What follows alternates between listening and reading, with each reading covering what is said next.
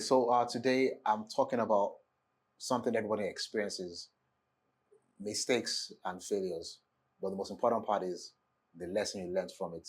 So we all know this: on the journey to doing something that's ambitious, doing something you haven't done before, you are absolutely going to make mistakes.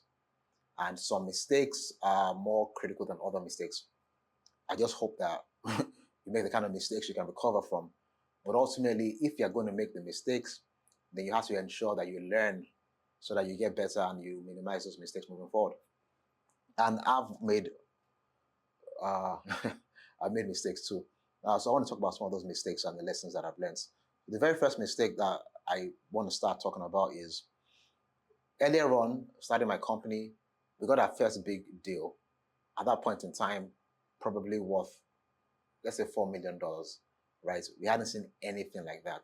The mistake that we made back then is at points before that period, I had the opportunity to hire more expensive and better talents.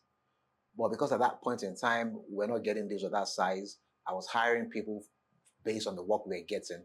And I wasn't hiring people based on the future work we were getting. So when the opportunity came, I tried to make it work with a team that wasn't as experienced. And what happened was we ended up losing that deal, right? And I always ask myself, where would we have been if very earlier on we could get a deal that big? The lesson that I learned from that is you need to just hire in advance of your growth. Okay, the last lesson that we learned that I've learned is not firing fast enough. Earlier on, I was very emotional with talents because you invest a lot in people. You want to see people grow, and they're part of your organization, and you're trying to build this tightly knit culture. But I learned that when you find out that people are not the right cultural fits, or they're not the right talent for that role, you are doing them a big disservice by keeping them there because number one, they're struggling, right? Number two, they're not contributing. So everyone is losing all around. And in this situation, there was a talent that I kept in a role for way longer than I should have.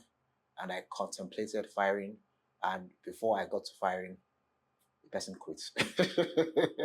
And it's very painful when that happens, right? But you learn that lesson, right? So lesson on this one is right people in the right roles at the right time.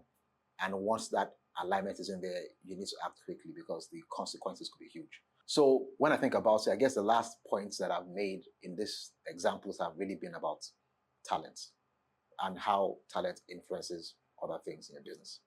If you want to hear more about this kind of stuff, feel free to follow me on my handles: YouTube, Instagram, and LinkedIn at Remy Dada.